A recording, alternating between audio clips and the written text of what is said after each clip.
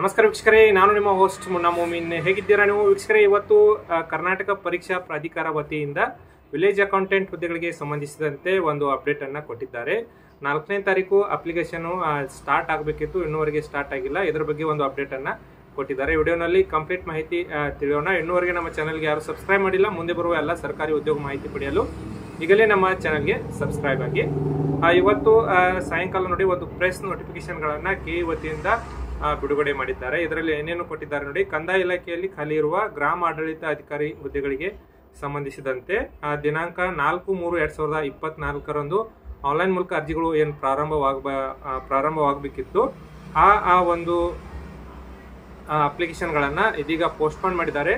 Postpone ಮಾಡಲು ಕಾರಣವನ್ನು ಕೂಡ ಕೊಟ್ಟಿದ್ದಾರೆ ನೋಡಿ. ಇಲ್ಲಿ ಶುಲ್ಕ ಪಾವತಿಯ ಇಂಟರ್ಫೇಸ್ ಅನ್ನು ಇನ್ನೂವರೆಗೆ ಸಿದ್ಧಪಡಿಸಿಲ್ಲ, ಹೀಗಾಗಿ ತಾತ್ಕಾಲಿಕವಾಗಿ ಈ ಹುದ್ದೆಗಳಿಗೆ ಒಂದು ಅರ್ಜಿ ಸಲ್ಲಿಸುವುದು ಪೋಸ್ಟ್ಪೋನ್ ಮಾಡಿದ್ದಾರೆ ಎಂಬುದರ ಬಗ್ಗೆ ಇಲ್ಲಿ ಮಾಹಿತಿಯನ್ನ ಕೊಟ್ಟಿದ್ದಾರೆ. ಎಲ್ಲ ವಿದ್ಯಾರ್ಥಿಗಳಿಗೆ ಈ ಮಾಹಿತಿ ತಲುಪುವಂತೆ ವಿಡಿಯೋನ ಶೇರ್ ಮಾಡಿ. ನಾನು ಮತ್ತೆ ಭೇಟಿ ಆಗ್ತೀನಿ ಮುಂದಿನ ಉದ್ಯೋಗ ಮಾಹಿತಿಯೊಂದಿಗೆ. ಅಲ್ಲಿವರೆಗೂ ನಮಸ್ಕಾರ, ಧನ್ಯವಾದಗಳು.